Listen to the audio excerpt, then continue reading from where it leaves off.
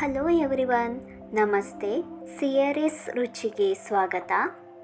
ಬಿಸಿಲಿಗೆ ಹೊರಗೆ ಬಂದ ತಕ್ಷಣ ಮನೆಯಲ್ಲಿ ತಂಪಾದ ಜ್ಯೂಸ್ ಇದ್ದರೆ ಚೆನ್ನಾಗಿರುತ್ತೆ ಅಲ್ವಾ? ಅದು ಆರೋಗ್ಯವಾದ ಜ್ಯೂಸ್ ಅಂದರೆ ಇನ್ನೂ ಚೆನ್ನಾಗಿರುತ್ತೆ. ನಾವು ಇವತ್ತು ತಂಪಾದ ರಾಗಿ ಜ್ಯೂಸ್ ಮಾಡೋಣ ಬನ್ನಿ. ಇದು ಬೇಸಿಗೆಗಾಲಕ್ಕೆ ಇದು ಮಾಡಿಸಿದ ತಂಪು ಪಾನೀಯಾಗಿದೆ. ದೇಹಕ್ಕೆ ಅಗತ್ಯ ಪೌಷ್ಟಿಕಾಂಶಗಳನ್ನು ಒದಗಿಸಿ ಬೇಸಿಗೆ ದಿನಗಳಲ್ಲಿ ಆರೋಗ್ಯವನ್ನು ಅಚ್ಚುಕಟ್ಟಾಗಿ ಕಾಪಾಡುತ್ತದೆ.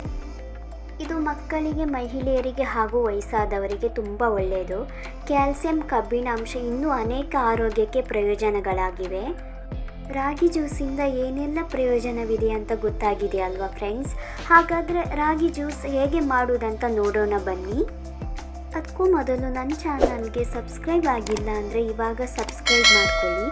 ಹಾಗೆ ಪಕ್ಕದಲ್ಲಿರುವ ಬೆಲ್ ಬಟನ್ನ ಕ್ಲಿಕ್ ಮಾಡಿ. ಬನ್ನಿ ಇವಾಗ ರಾಗಿ ಜ್ಯೂಸ್ ಹೇಗೆ ಮಾಡೋದಂತ ನೋಡೋಣ. ಮೊದಲಿಗೆ ನಾನು 1 ಕಪ್ನಲ್ಲಿ ರಾಗಿಯನ್ನು ಹಾಕ್ಕೊಂಡಿದ್ದೀನಿ. ಈಗ ಅದಕ್ಕೆ ನೀರನ್ನು ಹಾಕ್ಕೊಂಡು 2 ಗಂಟೆ ನೆನೆಸ್ಕೊಳ್ಬೇಕು. ನೀವು ಹೀಗೂ ಮಾಡ್ಬೋದು. ರಾತ್ರಿಯೆಲ್ಲ ರಾಗಿ ನೆನೆಸಿಟ್ಕೊಂಡ್ರೆ ಆಗುತ್ತೆ. ಆವಾಗ ರಾಗಿ ಚೆನ್ನಾಗಿ ನೆನೆಯುತ್ತೆ. 2 ಅವರ್ ಆದಮೇಲೆ ಚೆನ್ನಾಗಿ ವಾಶ್ ಮಾಡಿಬಿಟ್ಟು ನೀರನ್ನೆಲ್ಲ ಅರ್ತ್ಕೊಳ್ಬೇಕು. ಇವಾಗ ನಾನು ಅರ್ಧ ಕಪ್ ಆಗುವಷ್ಟು ಬೆಲ್ಲವನ್ನು ಪುಡಿ ಮಾಡಿ ಇಟ್ಕೊಂಡಿದ್ದೀನಿ.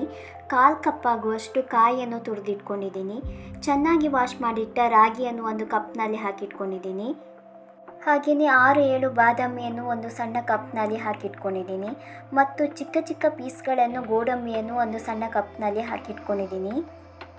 ಇವಾಗ ಜ್ಯೂಸಿನ ಮಿಕ್ಸಿ ಜಾರಿಗೆ ರಾಗಿಯನ್ನು ಹಾಕ್ಕೊಳ್ಬೇಕು. ಬೇಸಿಗೆ ಕಾಲದಲ್ಲಿ ವಾರಕ್ಕೆ 2-3 ಸಲ ಆದರೂ ರಾಗಿ ಜ್ಯೂಸ್ ಕುಡಿಬೇಕು. ದೇಹ ತಂಪಾಗಿರುತ್ತದೆ. ನೆಕ್ಸ್ಟ್ ಕಾಯಿ ತುರಿಯನ್ನು ಹಾಕ್ಕೊಳ್ಬೇಕು.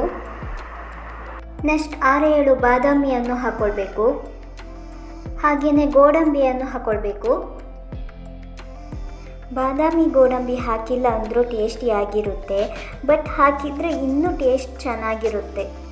ಹಾಗೆಯೇ ಪುಡಿ ಮಾಡಿಟ್ಟ ಬೆಲ್ಲವನ್ನು ಹಾಕ್ಕೊಳ್ಬೇಕು. ನಿಮಗೆ ಸ್ವೀಟ್ ಜಾಸ್ತಿ ಬೇಡ ಅಂದರೆ 1/4 ಕಪ್ ಆಗೋಷ್ಟು ಬೆಲ್ಲವನ್ನು ಹಾಕ್ಕೊಳ್ಬೋದು. ಬಟ್ ಅರ್ಧ ಕಪ್ಪಷ್ಟು ಬೆಲ್ಲವನ್ನು ಹಾಕಿದರೆ ಸ್ವೀಟ್ ಕರೆಕ್ಟಾಗಿರುತ್ತೆ. ಸ್ವೀಟ್ ಜಾಸ್ತಿ ಆಗಿದ್ದರೆ ಟೇಸ್ಟ್ ಚೆನ್ನಾಗಿರುತ್ತೆ. ಇವಾಗ 1 ಗ್ಲಾಸ್ ಆಗುವಷ್ಟು ನೀರನ್ನು ಹಾಕ್ಕೊಳ್ಬೇಕು. ನೀರು ಜಾಸ್ತಿ ಹಾಕ್ಕೊಂಡ್ರೆ ರುಬ್ಲಿಕ್ಕಾಗಲ್ಲ, ಆಮೇಲೆ ಬೇಕಾದರೆ ಹಾಕ್ಕೊಳ್ಬೋದು. ಇವಾಗ ಐಸ್ ಕ್ಯೂಬನ್ನು ಹಾಕ್ಕೊಳ್ತಿದ್ದೀನಿ. ನಿಮಗೆ ಐಸ್ ಕ್ಯೂಬ್ ಬೇಡ ಅಂದರೆ ಸ್ಕಿಪ್ ಮಾಡ್ಬೋದು. ಇವಾಗ ಇದಕ್ಕೆ ಕ್ಯಾಪನ್ನು ಹಾಕಿ ಚೆನ್ನಾಗಿ ರುಬ್ಬಿಕೊಳ್ಳಬೇಕು.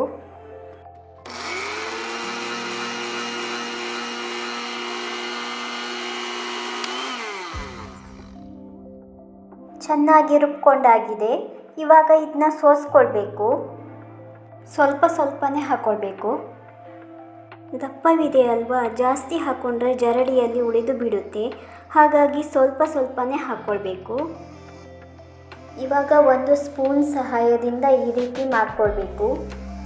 ಈ ಚರಟವನ್ನು ಮಿಕ್ಸಿ ಜಾರಿಗೆ ಹಾಕಿಬಿಟ್ಟು 2-3 ಸಲ ಈ ಸ್ಟೆಪ್ಪನ್ನು ಮಾಡಿದ್ದೀನಿ. ಇದಕ್ಕೆ ಮತ್ತೆ ಅರ್ಧ ಗ್ಲಾಸ್ ನೀರು ಹಾಕಿ ಇದನ್ನು ಸೋಸ್ಕೊಳ್ಬೇಕು. ಸೇಮ್ ಅದೇ ರೀತಿ ಸ್ಪೂನಲ್ಲಿ ಈ ರೀತಿ ಮಾಡಬೇಕು. ಇವಾಗ ನಾವು ಸರ್ವ್ ಮಾಡ್ಕೊಳ್ಳೋಣ.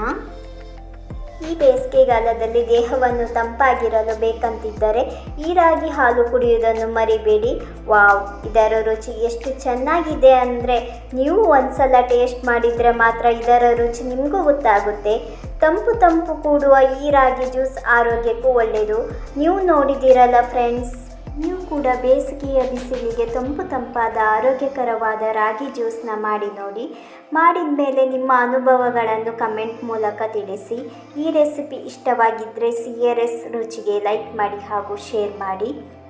ಇನ್ನೂ ಹೆಚ್ಚಿನ ರೆಸಿಪಿಗಳಿಗಾಗಿ CRS ರುಚಿ ಚಾನಲ್ಗೆ ಸಬ್ಸ್ಕ್ರೈಬ್ ಮಾಡ್ಕೊಳ್ಳಿ ಅಂತ ಹೇಳ್ತಾ ಮುಂದಿನ ವಿಡಿಯೋದಲ್ಲಿ ಭೇಟಿಯಾಗೋಣ. ಇವತ್ತಿನ ವಿಡಿಯೋ ನೋಡಿದ್ದಕ್ಕಾಗಿ ಧನ್ಯವಾದಗಳು.